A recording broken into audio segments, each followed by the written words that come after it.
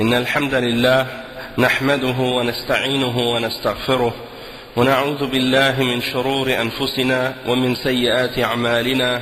من يهده الله فلا مضل له ومن يضلل فلا هادي له، وأشهد أن لا إله إلا الله وحده لا شريك له، وأشهد أن محمدا عبده ورسوله.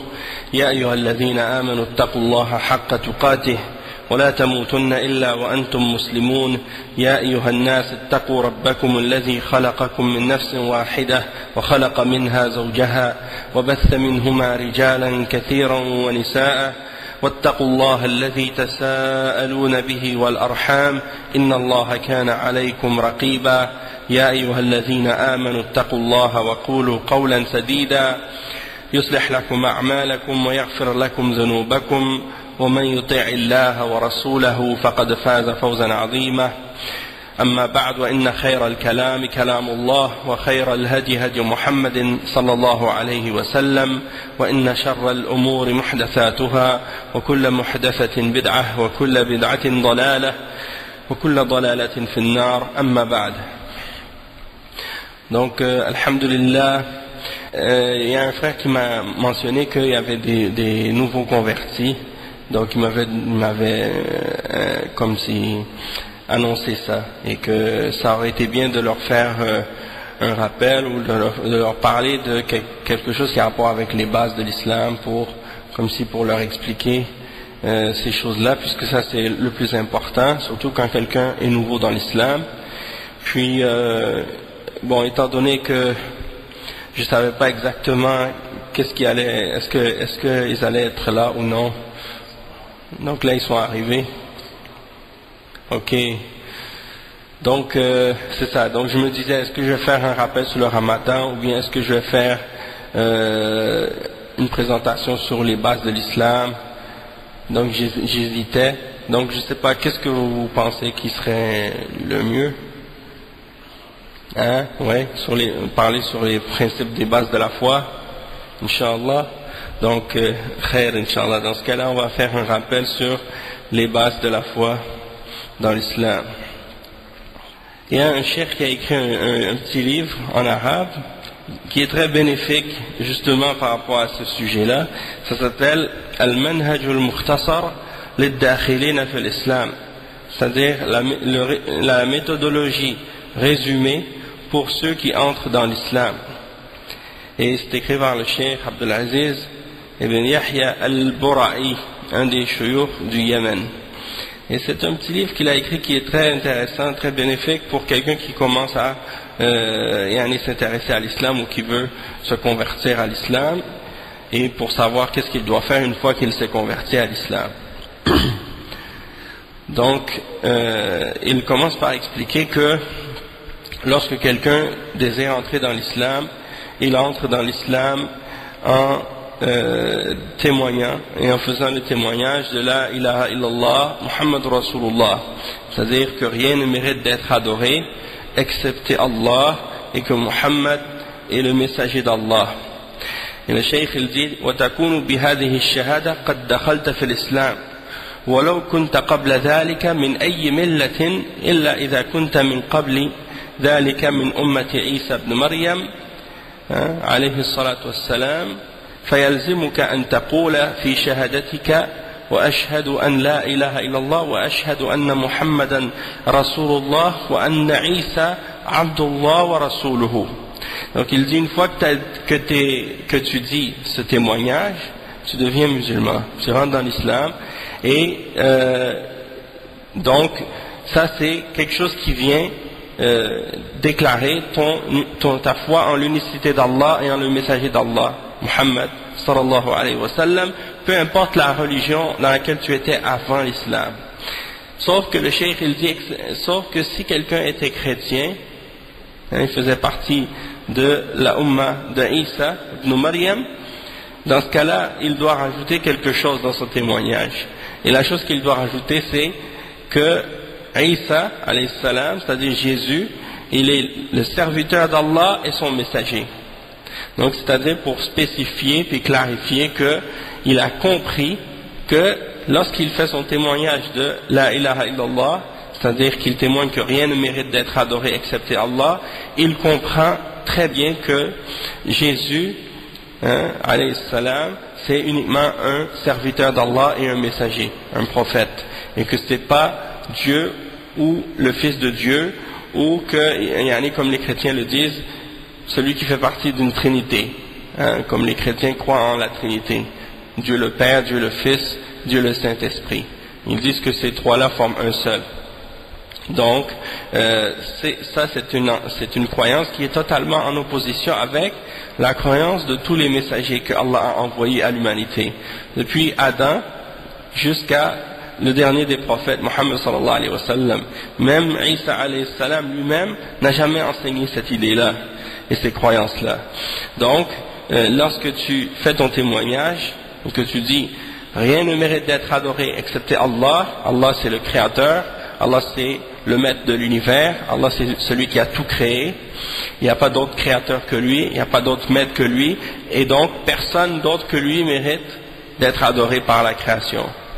Donc tu témoignes de ça, et tu témoignes que Muhammad sallallahu alayhi wa sallam est le dernier des messagers, et tu témoignes que Isa alayhi salam c'est le serviteur d'Allah et c'est le messager d'Allah, sallallahu alayhi wa sallam, que c'est pas Dieu, que c'est pas le Fils de Dieu.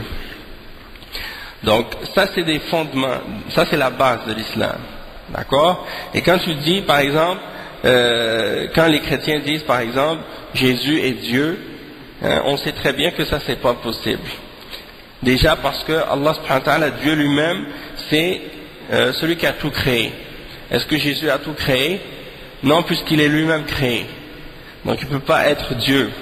De même que, est-ce qu'il a la connaissance de toutes choses?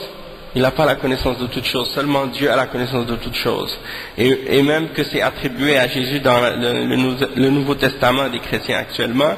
Lorsqu'on a demandé à Jésus, as-tu la connaissance de l'heure, ou est-ce que tu sais quand est-ce que va être l'heure du jugement dernier? Et il a dit, nul ne sait l'heure, ni le Fils, ni les anges, seul Dieu sait l'heure. Donc ça c'est comme si Jésus est en train de dire de lui-même qu'il ne connaît pas l'heure du jugement dernier. Et en même temps aussi, l'idée que certains chrétiens ont du fait que certains appellent Jésus comme étant un fils. Et ça on doit savoir que déjà les chrétiens et les juifs dans la Bible, il y a plein de versets ou de passages où on appelle plusieurs prophètes de Dieu fils. Et même où on appelle les anges, on les appelle des fils de Dieu, dans la Bible. Donc le terme fils dans la Bible, il n'est pas utilisé dans le sens littéral, dans son sens littéral, dans le sens de dire que les anges ou les prophètes sont des fils de Dieu, dans le sens que Dieu aurait des enfants. Puisque pour avoir des enfants, entre les hommes, on sait qu'il faut avoir une femme, et qu'il faut qu'il y ait un échange entre l'homme et la femme, puis il faut qu'il y ait des chromosomes qui se mélangent. Et ça, on sait très bien que c'est quelque chose qui est impossible d'être attribué à Allah subhanahu wa ta'ala, puisque Dieu c'est le créateur de tout. Et il n'a pas de femme, il n'a pas besoin de fils, il n'a pas besoin de femme, il n'a pas besoin de rien de ces choses-là. Tout ce qui existe, c'est créé par Dieu. Donc c'est pour cette raison-là qu'on dit aux chrétiens, quand vous dites par exemple fils de Dieu, eux-mêmes en général ils reconnaissent et ils savent que ça ne veut pas dire que Dieu il a un enfant qu'il a eu avec une femme comme un être humain, un homme a avec une femme, ou bien parmi les animaux un mâle avec une femelle et ils se reproduisent de cette façon-là. Donc Allah subhanahu wa ta'ala il est purifié d'avoir ce genre d'imperfection, puis d'avoir ce genre de qualité animale. Allah subhanahu wa ta'ala c'est le maître de toutes choses, donc il ne descend pas à ces niveaux-là. Et ces notions ou ces idées-là sont rentrées dans le christianisme par rapport au fait que les chrétiens, les premiers chrétiens qui sont rentrés dans la religion venaient de religions qui avaient été préalablement des religions païennes, des religions des gens qui étaient dans l'idolâtrie auparavant, comme les Grecs et les Romains, ces gens-là avaient des notions de mythologie, la mythologie des Grecs, les divinités romaines. C'est des gens qui croyaient en des dieux qui sont comme des êtres humains, hein, et ils attribuaient à la nature des qualités divines, ou bien ils donnaient à des constellations des noms, et puis ils les adoraient en dehors de Dieu, et puis ils représentaient ça par des formes humaines, hein, ou animales, et puis ils prétendaient que ces êtres-là étaient des intermédiaires entre eux et Dieu, ou bien ils croyaient que c'était des divinités qu'ils pouvaient adorer. Puis ils pensaient que ces divinités-là pouvaient se reproduire avec des femmes, hein, et avoir des enfants. Et ils croyaient que Dieu avait une femme et des enfants, et même des frères et des sœurs, et même un père. Hein. Chez les Grecs, on voit ça.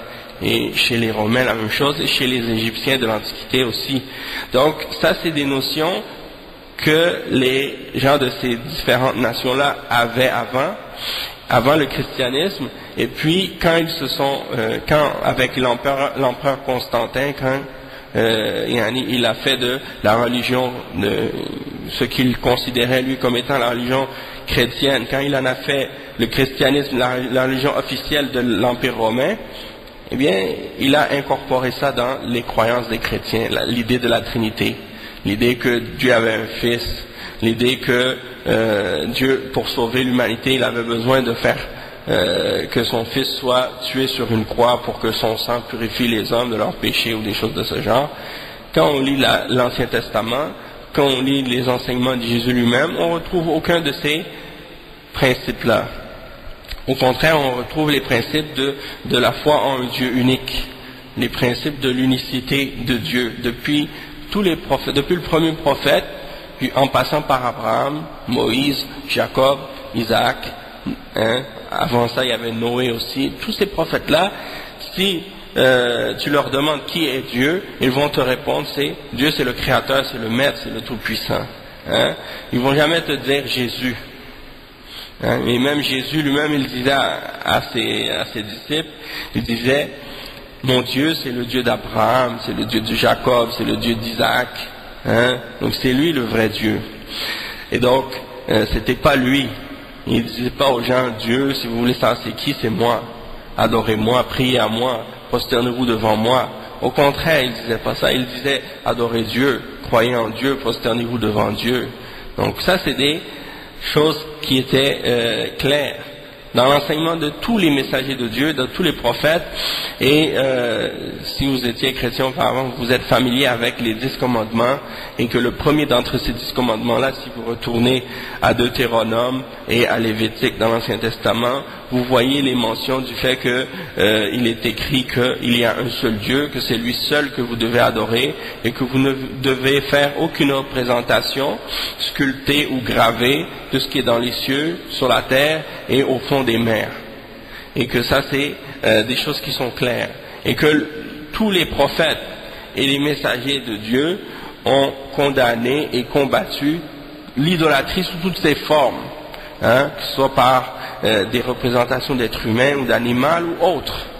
Donc, comment quelqu'un aujourd'hui peut, par exemple, se prétendre chrétien et puis ou prétendre suivre la religion de Jésus et puis adorer une croix, adorer Jésus, adorer sa mère Marie, et même parfois certains chrétiens, en particulier les catholiques, quand ils prient, ils vont dire Sainte Marie, Mère de Dieu.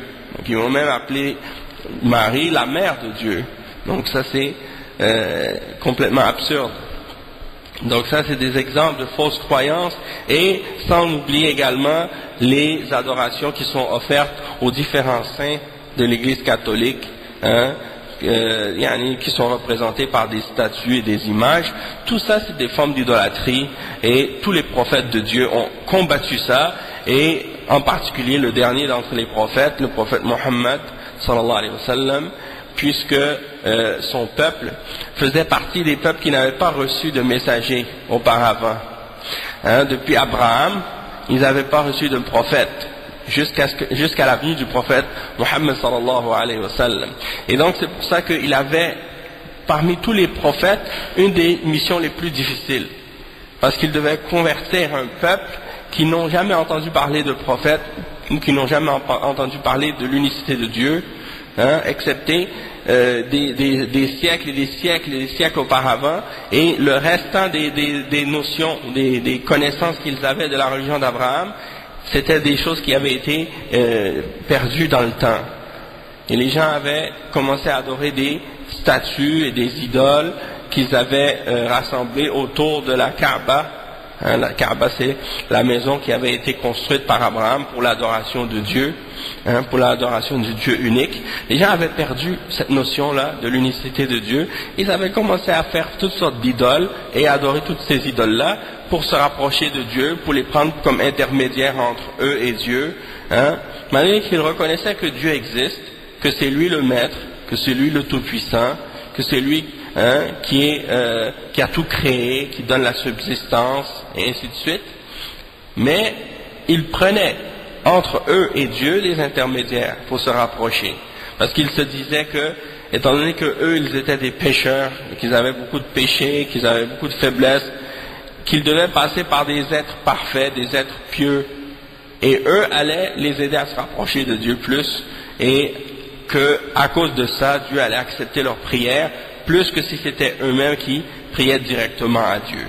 Et l'enseignement des prophètes est venu détruire cette compréhension-là ou cette idée-là dans l'esprit des gens pour leur faire savoir que on n'a pas besoin de passer par une créature pour adorer Dieu, on peut adorer Dieu directement et il nous entend et il nous écoute et il nous connaît mieux que quiconque, hein, et que de prier à des êtres humains, que ce soit des hommes vivants ou morts, ou à des créatures, que ça fait partie de l'idolâtrie et du shirk. Donc pour le musulman, le christianisme est une religion d'idolâtrie. La même chose que la religion juive, la même chose que la religion bouddhiste, la même chose que la religion hindoue, ou que toutes les autres religions qui adorent autre que Dieu. Du moment que quelqu'un adore autre que Dieu, il n'est plus, hein, sur la religion des prophètes. Même si ces prophètes qu'ils prétendent suivre à l'origine étaient sur l'unicité de Dieu, mais eux, après eux, les gens ont changé leur message. La religion qu'ils suivent aujourd'hui, ce n'est plus la religion de ces prophètes-là. Donc ça, c'est très important de comprendre ce principe-là. Donc ça, c'est la première chose qu'un musulman doit comprendre et réaliser. Wujub tahqiq at-tawhid, c'est-à-dire l'obligation de réaliser et de concrétiser l'unicité d'Allah, c'est-à-dire le fait qu'on va unifier Dieu dans nos adorations et dans nos prières, dans nos actions, hein, et dans notre croyance également, hein, du fait qu'on doit croire en le tawhid, l'unicité d'Allah. Et ça, c'est un terme que vous allez entendre souvent parce que c'est la base de l'islam, le terme du tawhid. Tawhid qui vient d'un verbe wahhada yuwahhidu tawhidan, qui veut dire le fait de rendre quelque chose un, unique, d'unifier. Donc c'est la base de l'islam. Si par exemple, comme c'est le cas si c'était le cas pour vous, comme ça l'a été pour moi, une des choses qui m'avait le plus convaincu par rapport à la véracité de l'islam, c'est le tawhid, l'unicité d'Allah. Et c'est la chose qui m'a le plus convaincu à me convertir à l'islam et à devenir musulman. Mais quand je suis devenu musulman, malgré que je savais que c'était important, mais j'avais pas compris à quel point c'était réellement important, hein, quand je suis rentré dans l'islam, jusqu'à ce que je lise les livres, hein, qui expliquent l'unicité d'Allah dans l'islam. Et c'est là que cette conviction que j'avais en l'unicité d'Allah et en la foi en un Dieu unique, elle était là, mais elle a été confirmée et raffermie, hein, et solidifiée dans le fait justement de lire qu'est-ce que Allah mentionne à ce sujet-là dans le Coran et dans les paroles du prophète sallallahu alayhi wa sallam, qu'est-ce qu'on lit à ce sujet-là, et dans les paroles des savants de l'islam qui ont clarifié ces questions-là et ce sujet-là à travers les siècles.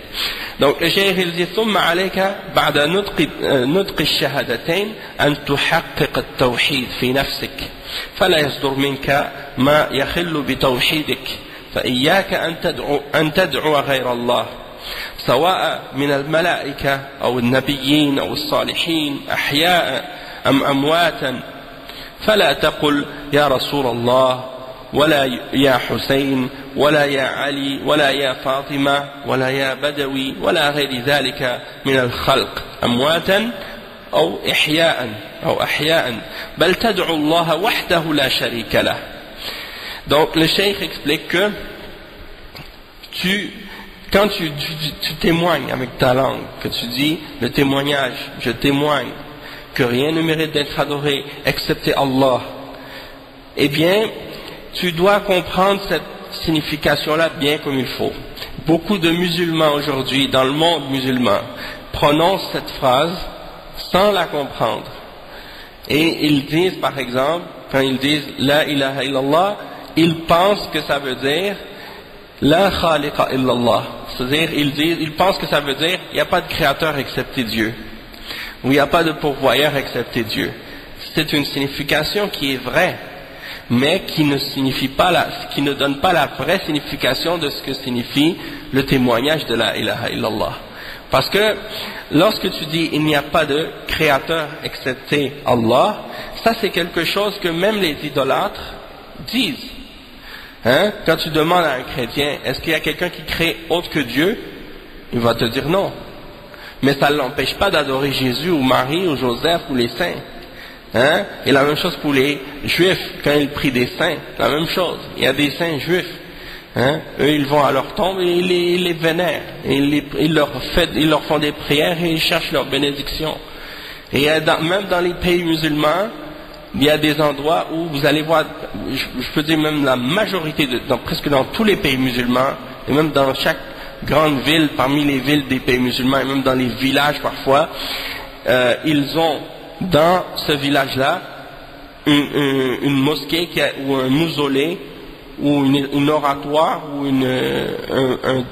un endroit qui a été construit au-dessus d'une tombe d'un homme qu'ils considèrent comme étant pieux, et ils vont à cette tombe-là pour lui demander la bénédiction, pour lui demander la guérison, pour lui demander de les aider dans les choses de la vie, pour avoir un travail, pour avoir de l'argent. Si une femme ne peut pas avoir des enfants, elle va aller voir le saint ou la tombe pour aller demander pour qu'elle puisse être enceinte, pour avoir un enfant. Tout ça, c'est des exemples, des choses que vous trouvez dans les pays musulmans, et que ce sont des gens qui répètent continuellement et régulièrement le témoignage de la foi de l'islam, que rien ne mérite d'être adoré excepté Allah, et malgré ça, étant donné qu'ils ne l'ont pas compris, eh bien ils continuent à faire ce genre de choses-là, qui sont des formes d'idolâtrie. Et je vous dirais même que, peut-être que ça c'est quelque chose, quand tu deviens musulman, tu ne peux même pas concevoir ou imaginer que ça se passe, mais c'est des choses qui sont réelles, malheureusement. Il y a dans certains pays arabes, ou non arabes même, parmi les pays musulmans non arabes, des gens qui vont faire des pèlerinages à ces tombes-là, et il y en a même des endroits où vous allez trouver que chaque année il y a des millions, pas des milliers, des millions de personnes qui vont dans ces endroits-là chaque année pour faire des pèlerinages à ces hommes pieux, soi-disant. Des fois, c'est même pas des hommes pieux pour de vrai. On leur a attribué la piété alors que c'était des hérétiques, des égarés. Mais il y en a des gens vont à leur tombe et ils vont chercher la bénédiction de ces tombes-là et de ces saints et aller les adorer en dehors d'Allah, de se prosterner devant les tombes, de faire de tourner en rond autour comme s'ils étaient à la Mecque. Alors que c'est pas permis de faire ça, excepté pour les musulmans quand ils vont à la Mecque, de faire le pèlerinage à la Mecque. Parce que là, quand tu vas à la Mecque, c'est pas pour adorer une tombe, tu vas pour adorer Dieu. Il n'y a pas de tombe à cet endroit, à la Kaaba, il n'y a pas de tombe. C'est une maison qui a été construite par Abraham et c'était un lieu d'adoration. Et ça reste comme un centre pour le monde musulman vers lequel on se tourne dans notre prière. Mais on n'adore pas cette chose-là. C'est juste un point pour s'orienter, c'est tout. Et même la pierre noire qui est sur la Kaaba, dans un de ses coins, eh bien, c'est une pierre qui est là juste pour savoir à quel moment ou à quel endroit on commence pour faire les tours, quand on fait les 7 tours autour de la Kaaba. Et le prophète sallallahu alayhi wa sallam, lui, il disait, Ça c'est Omar radiallahu anhu plutôt qui disait, lorsqu'il est allé vers la pierre noire, il a dit, tu n'es qu'une pierre, tu ne peux ni me profiter, ni me faire du tort, tu ne peux pas me faire du bien, ni me faire du tort. Et si je n'avais pas vu le prophète sallallahu alayhi wa sallam t'embrasser, je ne t'aurais jamais embrassé. Dans le sens qu'il ne le fait pas parce qu'il croit quelque chose de spécial par rapport à cette pierre. C'est juste un exemple qu'il suit du fait que le prophète sallallahu alayhi wa sallam a fait ça, il suit cet exemple-là. Mais il n'a pas de croyance particulière par rapport à cette pierre. Celui qui croit en cette pierre, il devient idolâtre. Celui qui pense que cette pierre elle a un pouvoir, il devient mushrik. S'il pense que cette pierre peut l'aider, le rapprocher d'Allah ou quoi que ce soit de ce genre, il devient un idolâtre. Hein? Donc, ça c'est très important de savoir que c'est pas parce que quelqu'un est musulman qu'il a nécessairement compris correctement l'islam. Et ça c'est une leçon pour toi, pour moi, pour toi, pour tous les musulmans, que ce soit des convertis ou des gens qui sont nés dans l'islam. Que tu dois savoir que le fait d'être musulman, de dire la ilaha illallah, Muhammad Rasulullah, ça ne veut pas dire que tu as correctement compris qu'est-ce que c'est l'islam. Il faut l'apprendre, il faut l'étudier, et en particulier d'étudier la base de l'islam qui est la ilaha illallah. Parce que tous les gens qui ont dévié de l'islam, parmi les groupes et les sectes qui ont dévié, ils ont commencé toujours à dévier par cette base-là. C'est pour ça que le cheikh il dit ici que tu ne dois rien, la ilaha illallah, ça veut dire que tu ne dois rien adorer et invoquer ou prier ou offrir un acte quelconque d'adoration à autre que Allah seul. Ça veut dire que tu ne dois pas prier ni à un ange, ni à un prophète, ni à un homme pieux ou un saint, que ce soit quelqu'un qui est mort ou vivant. C'est Dieu seul, le Créateur seul que tu dois adorer, et c'est seulement devant lui que tu dois te prosterner. Et quand tu as un moment de détresse ou que tu as des problèmes, tu ne dois pas invoquer le nom du messager, dire « Oh Mohammed » ou « Oh le messager », comme le font certains, parmi certaines sectes musulmanes comme les soufis par exemple, ou certaines de ces tendances-là, quand ils ont des malheurs ou des problèmes, ils crient « Oh Mohammed, aide-moi » au lieu d'appeler Allah. Ou bien ils appellent leur cheikh, hein, celui qui a fondé par exemple leur groupe ou leur secte. Ils l'appellent Ya Abdul Qadir Al-Jilani, Ya Ahmed Tijani, Ya Ahmed Al-Rifa'i, hein, et ainsi de suite. Ils les appellent au secours, comme si eux ils étaient capables de les aider en dehors d'Allah. Donc ces gens-là, ils ont oublié le Créateur et ils ont adoré la créature. Et ça, c'est ce qui est, en islam, considéré comme étant du shirk. C'est-à-dire le fait d'associer ou de donner à Dieu des partenaires dans l'adoration. Et ça, c'est le plus grand péché que quelqu'un peut commettre. C'est le plus grand péché que quelqu'un peut commettre en islam. C'est plus grave que le meurtre, c'est plus grave que le mensonge, c'est plus grave que le vol, c'est plus grave que le viol, c'est plus grave que toutes les guerres qui peuvent arriver sur la terre. C'est le plus grand péché, le péché ultime. C'est le seul péché que si quelqu'un qui meurt et il meurt sur ce péché-là sans se repentir, il meurt et qu'il est garanti pour l'enfer pour l'éternité. Mais si quelqu'un fait un autre péché que celui-là, alors qu'il est croyant et qu'il adore que Dieu seul, mais qu'il meurt sur un grand péché, comme par exemple boire de l'alcool ou faire l'adultère ou des péchés comme ça, quelqu'un meurt sur un autre péché que le shirk, il est sous la volonté d'Allah. C'est-à-dire que au jour de la résurrection, Dieu va décider qu'est-ce qu'il va faire avec lui. Soit que Dieu va pardonner cette personne par sa miséricorde et le faire rentrer directement au paradis, hein, pour des bonnes actions qu'il a faites, ou bien parce qu'il a eu des épreuves dans sa vie qui ont fait que ces péchés-là ont pu être effacés ou des choses de ce genre, ou bien cette personne-là va être punie en enfer pour un certain temps, puis qu'elle va sortir de l'enfer, puis elle va rentrer au paradis par la suite.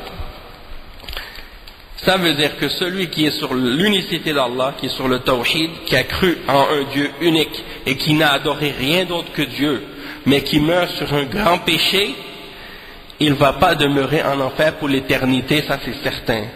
Combien de temps il va rester en enfer? Seul Dieu le sait. C'est-à-dire, il peut rester pendant des milliers d'années, ou plus, ou moins, c'est Dieu seul qui sait. Mais c'est certain que s'il a une atome de foi en l'unicité d'Allah, il ne va pas rester éternellement en enfer. Tôt ou tard, Dieu va le faire sortir. Les seuls qui vont demeurer en enfer pour l'éternité sont les gens qui ont adoré d'autres que Dieu. Même s'ils avaient fait aucun péché autre, même s'ils avaient fait aucune autre, même s'ils avaient fait toutes les bonnes actions et qu'ils étaient les meilleurs hommes du monde, ils n'ont pas volé personne, n'ont pas tué à personne, n'ont pas menti, mais ils ont commis l'idolâtrie et le shirk, ils vont être en enfer pour l'éternité, parce qu'ils n'ont pas établi la base pour laquelle Allah les avait créés. Et c'est pour ça que Allah subhanahu wa ta'ala dit dans le Coran, وَمَا خَلَقْتُ الْجِنَّ وَالْإِنسَ إِلَّا لِيَعْبُدُونَ. Je n'ai créé les djinns et les hommes que pour qu'ils m'adorent. Dieu nous a créés pour l'adoration. Et toi tu adores d'autres que lui. Dieu t'a donné la vie. Toi tu jouis de cette vie-là et tu remercies autre que lui. Dieu t'a donné la subsistance et la nourriture. Et tout ce que tu as, c'est lui qui te l'a donné. La vue, l'ouïe, la raison, le cœur. Tout ça, il te l'a donné. Toi, tu le prends puis tu remercies d'autres que lui pour ça. Et c'est le comble de l'ingratitude. Il n'y a pas d'ingratitude plus grande que cette ingratitude-là. Et c'est pour ça donc que c'est considéré comme le plus grand de tous les péchés et la plus grande corruption de toutes les corruptions et la plus grande injustice de toutes les injustices. Allah subhanahu wa ta'ala dit Inna shirka la dhulmun azim. Le shirk, le fait d'associer d'autres que Allah dans l'adoration, ça c'est la plus grande forme d'injustice que quelqu'un peut commettre. Et il mentionne dans un autre verset وَمَنْ يُشْرِكْ بِاللَّهِ فَقَدْ حَرَّمَ اللَّهُ عَلَيْهِ الْجَنَّةِ وَمَأْوَاهُ النَّارُ وَمَا لِلظَّالِمِينَ مِنْ أَنصَارٍ. C'est-à-dire celui qui est associé avec Allah dans l'adoration, et qui adore d'autres que lui ou d'autres avec lui, eh bien il lui est interdit d'entrer au paradis et sa destination sera l'enfer, et pour les injustes il n'y aura pas de secoureur. Donc ça c'est des exemples de paroles d'Allah dans le Coran qui mentionne qu'il n'y a pas pire péché que celui-là, et également un verset dans lequel Allah dit Inna Allah la yaghfiru an yushraka bih wa yaghfiru ma duna dhalika liman yasha. C'est-à-dire Allah ne pardonne pas qu'on fasse le shirk avec lui, c'est-à-dire qu'on associe quelqu'un avec lui dans l'adoration, mais il pardonne tout autre péché qui est moindre à qui il veut. Il pardonne tout autre péché qui est moindre à qui il veut. Donc ça veut dire que les autres péchés sont quand même des graves péchés, c'est-à-dire il ne faut pas penser que lorsqu'on dit que le plus grand péché c'est le shirk et que les autres péchés peuvent tous être pardonnés par la permission d'Allah, que ça c'est une porte ouverte pour faire des péchés. Non. Parce que même si ces péchés-là que tu fais, ça ne va pas nécessairement annuler ton tawhid et ta foi en l'unicité d'Allah, mais ça peut l'affaiblir et la diminuer ta foi, et l'affecter, et t'amener à la longue à tomber dans la mécréance. Donc c'est pour ça qu'il ne faut pas prendre ça à la légère puis dire c'est pas grave, le plus grand péché c'est le shirk, donc je peux faire tous les péchés, peu importe, je vais quand même aller au paradis. Puisque tu ne sais pas. C'est pour ça que Allah subhanahu wa ta'ala dit وَيَغْفِرُ مَا دُونَ ذَلِكَ لِمَنْ يَشَاءُ. Il pardonne tout autre péché qui est moindre que ça à qui il veut. Peut-être qu'il ne va pas te pardonner. Donc c'est pour ça qu'il faut toujours rester sur la crainte de Dieu, la piété, et entre la crainte et l'espoir en la miséricorde. Entre la crainte du châtiment et l'espoir en la miséricorde d'Allah. il y en a parmi les gens, comme je disais, parmi ceux qui se disent musulmans, et qui disent la ilaha illallah, Muhammad Rasulullah, et qui prient 5 fois par jour, et qui font le jeûne, et qui font le hajj, qui font les principes de l'islam, des gens qui, quand ils ont un problème, ils appellent le prophète Muhammad sallallahu alayhi wa sallam. Ils le prient, ils l'appellent au secours, ou bien ils appellent un des petits-fils de du prophète sallallahu alayhi wa sallam, son petit-fils Hussein. Et ça en particulier chez les chiites. Vous allez trouver que eux ils adorent les descendants de la famille du prophète sallallahu alayhi wa sallam, Ali, Hussein, Fatima. Quand ils ont un malheur ou un problème, tu les entends crier les noms. Ya Ali, Ya Hussein, Ya Fatima. Au lieu d'appeler Allah. Tout ça c'est de l'idolâtrie, c'est du shirk. Et c'est pour ça que d'établir la foi en l'unicité d'Allah, c'est la base de l'islam. La base de l'islam, c'est pas de faire les 5 prières par jour. C'est pas par exemple, faire le jeûne du Ramadan, ou de payer la zakat, ou de faire le hajj. Ces choses-là sont parmi les 5 piliers, mais ce ne sont pas les plus importants. Le plus important, c'est la ilaha illallah Muhammad Rasulullah. Il vient avant tous les autres. Si il n'est pas correct, ce pilier-là, si la ilaha illallah il est pas bien compris et bien correct, tous les autres piliers vont être nuls. Tous les autres piliers que tu pratiques vont pas être acceptés d'Allah. Ça veut dire que tu vas faire la prière, tu vas faire le jeûne, tu vas faire le hajj, tu vas faire la zakat, tu vas faire tous les autres piliers de l'islam. Mais ton la ilaha illallah, tu l'as pas compris comme il faut et tu l'appliques pas comme il faut. Le résultat de ça, c'est que toutes tes prières, tes jeûnes, ton hajj, tout ce que tu as fait comme adoration, c'est zéro. Allah subhanahu wa ta'ala, il dit dans le Coran, justement à ce sujet-là, il dit وَقَدِمْنَا إِلَى مَا عَمِلُوا مِنْ عَمَلٍ فَجَعَلْنَاهُ هَبَاءً مَنْثُورًا. Tout ce que les gens avaient fait comme adoration, Allah subhanahu wa ta'ala va le prendre, ces gens-là qui avaient fait du shirk, il va prendre leurs adorations, il va le faire devenir comme de la poussière éparpillée par le vent. Ça veut dire que leurs œuvres, elles ne vaudront plus rien, elles n'auront plus de valeur. Comme Allah subhanahu wa ta'ala dit, وَمَنْ يُشْرِكْ بِاللَّهِ فَقَدْ حَبِطَ عَمَلُهُ. Celui qui fait le shirk avec Allah, qui associe avec Allah dans l'adoration, son œuvre, elle est vaine, elle devient vaine, nulle, sans aucune valeur. وَهُوَ فِي الْآخِرَةِ مِنَ الْخَاسِرِينَ. Et dans l'au-delà, il sera parmi les perdants. Donc, c'est-à-dire que c'est pas la quantité d'œuvres qui va faire que tu vas être sauvé, mais c'est que ces actions-là que tu fais sont basées sur une foi qui est correcte, une croyance qui est pure, une intention qui est sincère. Ça, c'est fondamental. Si dans ton adoration, il y a de l'idolâtrie, ou il y a du shirk, ou il y a une adoration autre que Dieu dedans, tout ce que tu fais, pas seulement cette adoration-là, toutes les autres adorations que tu fais sont vaines. Parce que le shirk annule toutes les œuvres, sans exception. D'accord?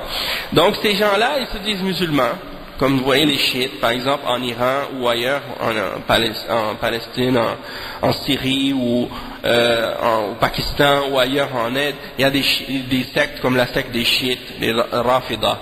Quand ils ont des malheurs, ils appellent ces gens-là.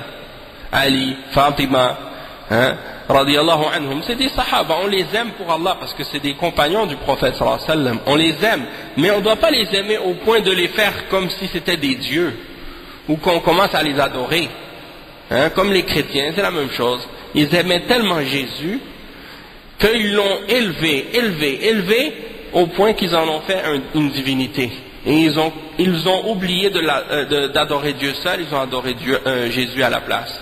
Ils ont adoré Jésus au lieu d'adorer Dieu. Et souvent les chrétiens, ils te voient et disent, Jésus a dit, je suis le chemin et la vie, nul ne va au Père que par moi.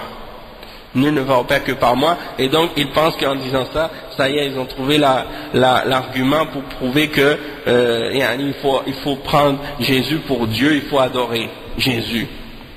Et tout le monde sait que le chemin, c'est pas ton objectif, c'est le chemin, c'est la voie par laquelle tu arrives à ton objectif. Et donc, c'est pour ça qu'on dit aux gens, tu dois suivre l'exemple des prophètes, mais tu ne dois pas prendre le prophète comme un but dans ton adoration. Le prophète, il te montre comment adorer, comment plaire à Dieu, comment arriver à Dieu en suivant son exemple.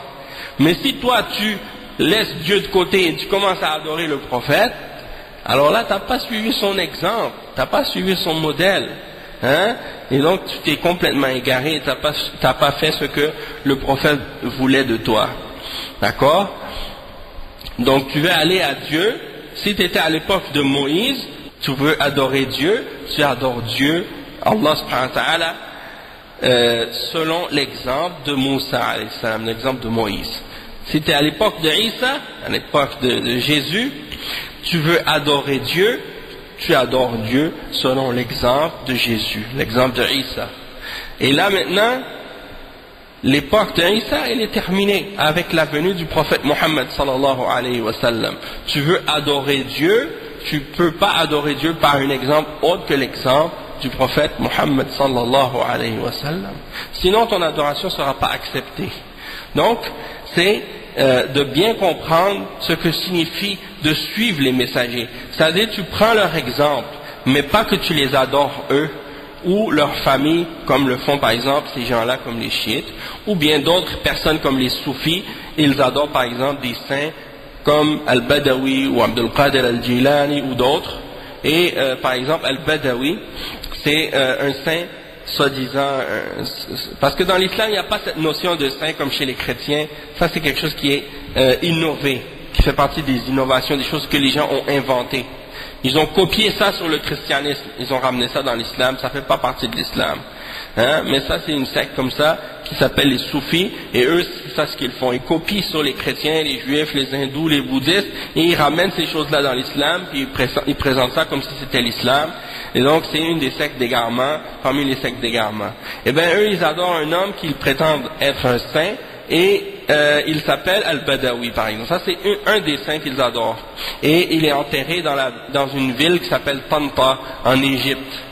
Et à chaque année il y a comme 3 millions de gens qui vont à sa tombe pour lui demander des faveurs, des bénédictions, des choses de ce genre. Hein? Donc ça c'est des exemples de shirk aussi. Et tout ça c'est interdit, puisque dans l'islam tu dois adorer seulement le Créateur. Tu n'as pas le droit d'adorer la créature, ou de passer par la créature pour adorer le Créateur. Tu adores directement Allah subhanahu wa ta'ala. Donc le cheikh il dit que également tu dois pas, il dit كذلك لا تذبح لغير الله ولا تحلف بغير الله ولا تلجأ في أمورك كلها إلا إلى الله فهو الذي بيده كل شيء. قال تعالى مخاطبا نبيه محمد صلى الله عليه وسلم قل لا أملك لنفسي نفعا ولا ضرا إلا ما شاء الله. فإذا كان الرسول صلى الله عليه وسلم لا يملك لنفسه نفعا ولا ضرا وهو حي من باب أولى أنه لا يملك لغيره نفعا أو ضرا وهو ميت. Donc le cheikh il explique ici que c'est pas seulement la prière que tu dois pas offrir à un mort ou à un vivant. Même les autres formes d'adoration, comme par exemple le fait de faire un sacrifice ou une offrande pour Allah, tu dois le faire uniquement pour Allah et pas le faire pour une créature. Si tu sacrifies un animal pour une créature, pour un homme pieux, une tombe, une croix, une statue, une idole, ou pour un djinn, peut-être que vous n'avez pas entendu parler des djinns. Les djinns, c'est une créature qui existe, une autre création de Dieu qui existe, en parallèle avec celle des êtres humains sur la terre, qui est invisible et qui est comme les êtres humains dans le sens qu'elle a une liberté de choisir entre le bien et le mal, l'obéissance et la désobéissance, et ils seront jugés eux aussi comme les êtres humains au jour de la résurrection, et ceux d'entre eux qui sont obéissants à Dieu sont des musulmans, et il y a également parmi eux ceux qui sont désobéissants à Dieu, qu'on appelle les diables. C'est eux qu'on appelle les diables, les shayatines. Et le diable, celui qu'on appelle le diable, même chez les chrétiens, chez les juifs, le premier d'entre eux, c'était Iblis, qui s'appelait Iblis. Et c'est lui donc le premier qui est à la base de l'égarement des hommes, et c'est lui qui essaie de tout faire pour se venger des hommes et pour les faire amener avec lui dans l'enfer. Et l'histoire à ce sujet-là est mentionnée dans plusieurs endroits dans le Coran à propos de l'histoire de Iblis lorsqu'il était avec les anges et que Allah subhanahu wa ta'ala lui a ordonné de se prosterner devant Adam après que Allah l'ait créé, et puis qu'il a refusé par orgueil, par arrogance, et il a pensé qu'il était meilleur que lui, c'est-à-dire il a dit je suis meilleur que Adam, alors pourquoi je vais me prosterner devant lui? Moi je suis fait de feu, l'origine de ma création c'est le feu, tandis que l'origine de la création de Adam c'est la terre, et la terre est pas meilleure que le feu est meilleur. Donc je ne peux pas me prosterner devant quelqu'un qui crée de terre à l'origine. Il s'est pensé meilleur que Adam, et par arrogance et orgueil, il a refusé de se soumettre à l'ordre de Dieu. Et à cause de ça, Dieu l'a maudit, et donc il l'a puni, et il l'a chassé. Et à cause de ça, Iblis, alayhi la'natullah, il veut se venger des êtres humains. Et il veut en amener le plus possible avec lui dans l'enfer. D'accord? Et il a juré qu'il allait essayer par tous les moyens d'égarer les fils d'Adam. Et d'amener le plus des fils d'Adam dans l'enfer avec lui. Donc, il y en a parmi les êtres humains qui adorent les djinns. Et tout ce que vous avez entendu, comme par exemple de la magie, la sorcellerie, le vaudou, ou toutes ces autres affaires-là, c'est par rapport à des êtres humains qui rentrent en contact avec des djinns et qui échangent des faveurs avec eux, et ils font des sacrilèges en échange de certains services des djinns. Et c'est ça en fait, tout ce que vous entendez parler de magie, de sorcellerie, de toutes ces choses-là, ça a rapport avec le travail des djinns en fait. Et ça c'est du shirk et c'est du kufr, ça aussi. Ça fait partie de la mécréance. Hein, les chrétiens pensent que c'est des anges, c'est pas des anges. Les anges c'est une autre créature, et les anges ne peuvent pas désobéir à Dieu. Il n'y a pas d'ange chuté qui devient mauvais, non. Tous les anges sont obéissants à Dieu, ils ne peuvent pas désobéir à l'ordre de Dieu. Ça c'est les djinns qui font ces choses-là. Non. Oui, ils pensent que c'est les âmes des morts qui reviennent. Non. Une fois que tu es mort, tu es dans le barzakh. C'est une barrière, tu ne peux plus revenir. Tu ne peux plus revenir dans le monde des vivants, même si tu essaies, même si tu veux revenir, tu ne peux pas. Le seul moment que le mort va revenir à la vie, c'est au jour de la résurrection. Quand Allah va refaire revivre les corps et qu'il va remettre les âmes dans chacun de ces corps-là, excepté certains, par exemple, certains hommes qui ont été remis à la vie par miracle, comme à l'exemple de Isa alayhi salam, quand il a fait revivre des morts. Ça c'est par la permission de Dieu, c'est un miracle. Hein? Mais sinon la règle générale c'est que le seul moment que quelqu'un meurt, il ne revient pas à la vie, hein? Sauf au jour de la résurrection. Mais il y a même aussi, je pense même qu'il y en a ça même dans des pays musulmans aussi, je pense. Des gens qui font ce genre de sorcellerie, de magie. Et comme tu dis, il y en a des chrétiens, qu'est-ce qu'ils font? Comme tu dis, ils font de l'argent avec ça parce qu'ils disent aux gens, moi j'entre en contact avec les esprits ou avec les morts ou des anges, et puis ils disent, si tu veux avoir des renseignements sur tes parents qui sont morts, eh ben je vais rentrer en contact avec certains d'entre eux, puis là tu vas savoir s'ils sont bien ou non, puis là ils demandent de l'argent pour ça. Souvent c'est des arnaques, ou bien sinon c'est des gens qui rentrent qui utilisent le service des djinns pour tromper les gens. Et également par rapport à ce genre de choses-là, il y a aussi qu'est-ce qui existe chez les hindous qui croient en la réincarnation. Ça aussi c'est la même chose. La réincarnation c'est quelque chose qui n'existe pas et qui a été réfuté par Allah subhanahu wa ta'ala dans le Coran clairement, du fait que Allah subhanahu wa ta'ala c'est lui qui a créé les âmes, hein? Et il a créé les âmes, et pour chaque corps il y a une âme. Et la preuve que les croyances des bouddhistes ou des hindous qui croient à la réincarnation, c'est complètement absurde, du fait que si on dit par exemple que à l'origine Allah subhanahu wa ta'ala il a créé Adam et Ève et qu'il y avait donc deux âmes, donc déjà ces deux âmes-là, elles sont venues d'où? Et après ils ont commencé à se multiplier sur la terre et à avoir de plus en plus d'enfants jusqu'à ce que maintenant il y a 6 milliards d'êtres humains ou plus. Donc toutes ces nouvelles âmes-là, à chaque fois, si c'était toujours les mêmes âmes qui revenaient d'un corps à l'autre, de génération en génération, eh bien, quand il y a 4, 5, 6, 7 êtres humains qui commencent à se multiplier, puis que ça se multiplie de façon exponentielle, comment tu peux penser que ces âmes-là se réincarnent toujours les mêmes, une après l'autre? C'est pas possible. Hein? Donc, il y a une âme pour un corps, et chaque âme existe, Allah les a créés avant les corps. Quand c'est le temps que l'être humain naisse, lorsque le bébé se développe dans le ventre de sa mère après 120 jours,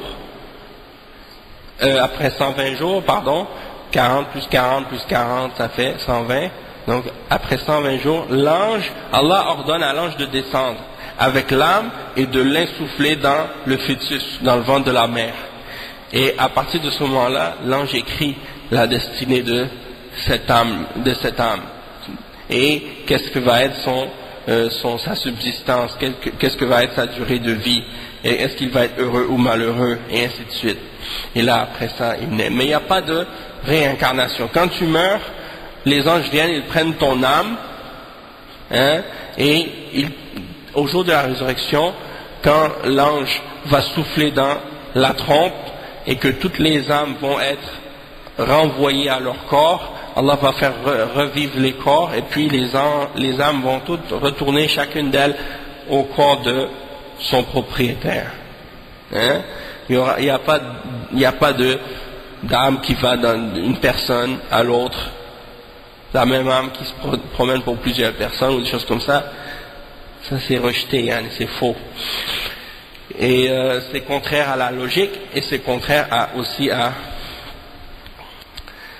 la révélation. Et même de toute façon, comme les bouddhistes ou les hindous, ils disent que lorsque quelqu'un il se réincarne, c'est parce que dans la vie précédente il avait fait des erreurs, il a besoin de se corriger, donc il va vivre une autre vie encore pour essayer de se corriger dans cette vie-là, puis jusqu'à ce qu'il arrive à la perfection et qu'il atteigne le nirvana, et là il va devenir un avec l'âme universelle, comme ils disent. Eh bien, comment tu peux t'améliorer si à chaque vie tu retournes à zéro et que tu te souviens pas de ta vie précédente? Ça, c'est complètement inutile, hein? C'est ridicule. Et donc c'est pour ça. Donc on est passé à ça pour expliquer donc le fait que toutes ces croyances de ces différentes religions-là sont des croyances qui sont en contradiction avec la foi en Allah et en ses messagers et en ses prophètes et en l'enseignement de tous les messagers de Dieu. Donc tu ne dois pas faire de sacrifice à autre qu'Allah. Quand tu jures, tu fais un serment, tu ne dois pas jurer par ta mère ou jurer par la tête de ton père ou jurer par tes enfants ou jurer par une créature. Ça rentre aussi dans l'idolâtrie. C'est une forme de shirk mineur. C'est-à-dire, c'est pas quelque chose qui fait que tu sors de la foi ou de la religion de l'islam, sauf que c'est quelque chose qui fait partie des grands péchés. Des grands péchés. Et tu dois pas jurer par autre que Dieu. Tu dois jurer uniquement par Dieu. Quand tu jures par Dieu seulement, pas par une créature. Il y a des musulmans, par exemple, des fois tu les entends, ils vont jurer par la Kaaba, ou jurer par le prophète, ou jurer par l'honneur, ou des choses comme ça. Ça c'est interdit. Ça c'est interdit de faire ça. Et ça a rapport avec le tawhid. Également, dans toutes tes affaires, tu dois mettre ta confiance uniquement en Allah. Ça veut dire que tu ne vas pas porter des pots de bonheur ou des talismans, comme certains dans les pays musulmans, ils portent des gris-gris, des talismans, des amulettes, hein, avec des protection dedans, soi-disant, avec de la sorcellerie qu'ils mettent dedans, des choses comme ça, tout ça ça rentre dans qu'est-ce qui annule la foi. Si tu crois que ces choses-là peuvent te protéger en dehors d'Allah, qu'ils ont un pouvoir en soi, comme quelqu'un qui va porter une croix dans son cou, il pense que ça peut le protéger, ça c'est du shirk. Hein? Ou des choses comme ça. Quelqu'un qui croit par exemple en l'horoscope, il va lire son horoscope, il dit bon moi je vais lire le journal, je vais voir est-ce que mon signe zodiaque aujourd'hui va me dire si je vais avoir de la chance dans telle affaire ou que je vais avoir le succès dans telle chose. Ça c'est du shirk aussi. Parce que les gens qui font l'horoscope et qui se basent sur l'astrologie, c'est des gens soit que ce sont des purs menteurs ou que ce soit des gens qui se basent aussi avec, encore une fois, avec l'aide des djinns. Ou les voyants, les médiums, les gens qui donnent la bonne aventure, tout ça, ça rentre dans cette catégorie-là aussi, de choses qui sont en opposition avec le tawhid. Le sihr, le vaudou, la magie, toutes ces formes de choses-là sont des choses qui sont en opposition avec le tawhid aussi. Parce que c'est des gens qui rentrent en contact avec les djinns, hein, et le djinn, il va pas te rendre un service, sauf en échange de faire le shirk. C'est-à-dire que si tu fais pas le shirk avec Allah, il va pas te rendre service. Donc tous les gens qui rentrent en contact avec les djinns parmi les sorciers, hein, et comme ceux qui en Haïti qui font par exemple le vaudou, la même chose. Les Bokas, les Ougans, tous ces gens-là, c'est des gens qui font des actes de sacrilège pour rentrer en contact avec des djinns, pour avoir des faveurs. Et ça rentre dans le shirk aussi. D'accord? Donc tout ça c'est en opposition avec le tawhid. Et la même chose, vous voyez en Haïti, c'est la même chose. Ils adorent les lois. Et les lois c'est des djinns. Et ils demandent la protection de ces lois contre des problèmes, contre des malheurs, contre des choses qui vont les toucher, et les djinns leur demandent des choses en échange, à travers le ougan, hein, donc, ou à travers le boka, des choses comme ça. Tout ça, ça rentre dans le shirk. C'est des mots, c'est des termes qui sont connus dans le vaudouisme, c'est en créole, mais c'est pour clarifier, hein, peut-être. En fait, le boka, c'est un sorcier vaudou. Et le ougan, c'est le prêtre vaudou. Ok? Et les lois, c'est les esprits que les Haïtiens ou les autres, parce que c'est pas juste en Haïti qu'il y a du vaudou, mais tous ceux qui croient en ces esprits-là, bon, c'est les noms qu'ils donnent. Et chacun, ils ont leur nom. Et une des particularités des lois en Haïti ou des croyances de ces gens-là en Haïti, c'est qu'ils ont associé à chaque loi le nom d'un saint de l'Église catholique. Et c'est pour ça que la religion catholique et le vaudouisme sont les deux presque entremêlés. Tu vois, les deux sont collés ensemble. Donc une fois je regardais des témoignages de certains qui allaient dans des pèlerinages, par exemple dans des endroits en Haïti, à Sodo ou à d'autres places, ils disaient je suis allé, j'ai demandé à telle sainte ou telle personne pour qu'elle me protège, et effectivement quand il y a des gens qui tirent des coups de fusil, ça me touche pas parce qu'elle m'a protégé. Non, c'est Allah qui protège, c'est pas des djinns ou des êtres humains ou des choses comme ça. Tu dois croire qu'il n'y a rien qui peut arriver dans l'univers excepté par la permission d'Allah. Et le prophète sallallahu alayhi wa sallam, il a dit ça, ma sha Allah kan wa ma lam yasha lam yakun. C'est-à-dire ce que Allah veut c'est, et ce qu'il ne veut pas ça ne sera pas. Et le prophète sallallahu alayhi wa sallam a dit, sache que si tous les hommes se réunissaient ensemble pour te faire un bien, ils ne pourraient te faire que ce que Allah a écrit pour toi. Et sache que si tous les hommes se réunissaient ensemble pour te faire un mal, ils ne peuvent te faire de mal que ce que Allah a écrit pour toi. Donc ça veut dire que tu dois avoir confiance en ça et être convaincu de ça, que tout ce qui existe dans l'univers c'est Allah qui l'a créé, c'est Allah qui l'a voulu, Allah l'a écrit, hein, et il n'y a rien qui peut se produire dans l'univers sans la volonté d'Allah et sans la permission d'Allah. Et Allah a tout créé dans l'univers, que ce soit bien ou mal. Hein? Et il n'y a pas de mal absolu dans la création d'Allah, dans le sens que dans tout ce qu'Allah a créé, il y a du bien, même si c'est un mal. Parce que Allah subhanahu wa ta'ala, s'il l'a créé, c'est parce qu'il y avait une sagesse derrière l'existence de cette chose-là. Soit pour tester les hommes, ou des choses de ce genre. Ça fait partie, ça a un lien, ou c'est relié à la foi en la prédestination, qui est un des 6 piliers de la foi dans l'islam. Bon, on y reviendra, Inch'Allah, à ça. Le cheikh, il explique aussi que le prophète, sallallahu alayhi wa sallam, ou bien plutôt Allah subhanahu wa ta'ala, il mentionne dans le Coran à propos de son prophète, le prophète Muhammad sallallahu alayhi wa sallam, il lui ordonne de dire, dis aux hommes, ô Muhammad, que je ne détiens pour moi-même ni la capacité de profiter à quiconque ou à nuire ou de nuire à quiconque, excepté par rapport à ce que Allah a voulu. C'est-à-dire, je ne peux pas faire un bien ou un mal, je ne peux pas profiter ou nuire, excepté par la permission d'Allah.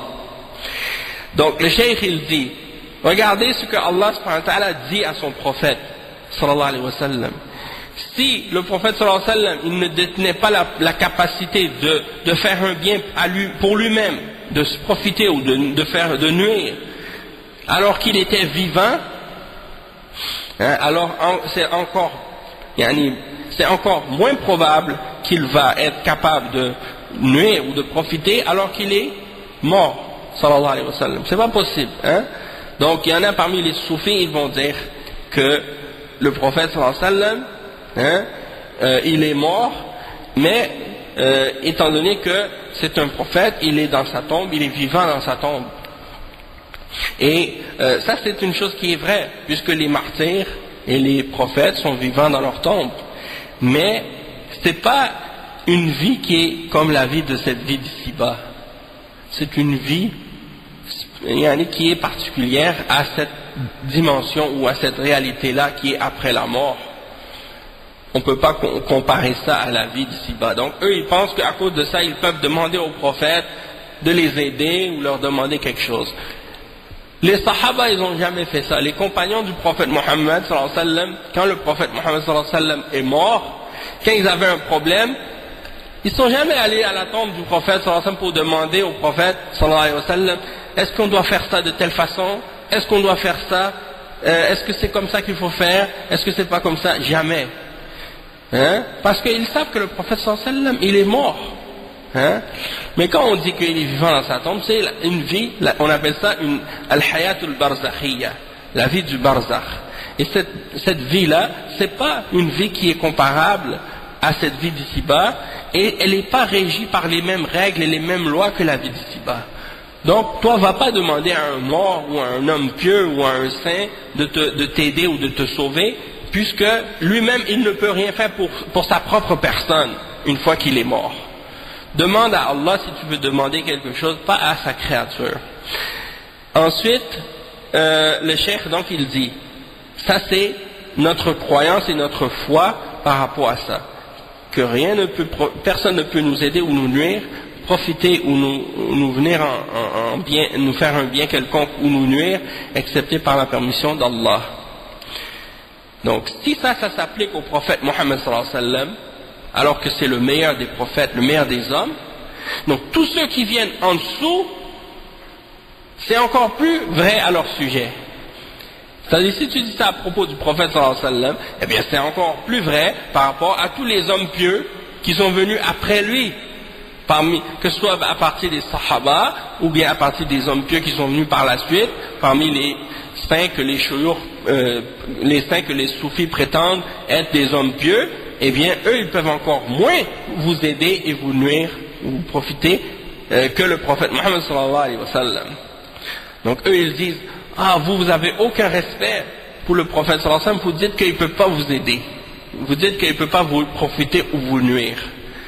Tu leur dis, nous on ne dit pas ça pour manquer de respect envers le prophète Mohammed sallallahu alayhi wa sallam, au contraire, c'est parce qu'on le respecte et parce qu'on l'aime qu'on ne veut pas tomber dans l'exagération à son sujet comme vous et de tomber dans l'idolâtrie à son sujet, commencer à l'élever à un niveau plus haut que celui dans lequel Allah l'a placé. Parce que ça c'est un manque plus grand de respect encore. D'agir comme ça, c'est un manque de respect premièrement envers Allah subhanahu wa ta'ala, parce que tu mets une créature au niveau de Dieu, et ça c'est interdit, et en même temps un manque de respect envers le prophète Mohammed sallallahu alayhi wa sallam du fait que tu contredis son ordre. Hein? Donc ça c'est un exemple, et donc ça c'est un petit résumé par rapport à gagner qu'est-ce qu'il y a rapport avec le fait de témoigner et de dire la ilaha illallah. C'est pas tout ce qu'il y a à dire à ce sujet-là, mais c'est juste une introduction pour vous faire comprendre comment c'est important ce sujet-là dans l'islam. On a fait avec les frères dans les années passées des cours sur le tawhid. On a expliqué un livre, Kitab al-Tawhid, le Sharh de Cheikh Al-Fawzan. Mukhtar il était là, d'autres frères ils étaient là aussi. On a fait 154 cours. On a fait Al-Irshad en 75 cours, mais on a fait aussi Al-I'anatul Mustafid, le Sharh de Kitab al-Tawhid de Cheikh Al-Fawzan, en 154 cours. Donc ça veut dire que c'est un sujet qui est très vaste, très élaboré. Là on en a parlé juste en surface, donc c'est juste pour faire une intro, Inch'Allah. Par rapport à la suite et au reste, Inch'Allah on aura le temps d'y revenir puis d'expliquer peut-être demain, Inch'Allah si vous venez demain, on parlera des piliers de la foi, des autres piliers de la foi puis des autres points qui ont rapport avec ces choses-là, Inch'Allah. Donc on va s'arrêter ici. Subhanakallah wa bihamdik, ashhadu an la ilaha illa ant, astaghfiruka wa atubu ilayk. Wa sallallahu wa sallam ala nabiyyina Muhammad wa ala alihi wa sahbihi ajma'in.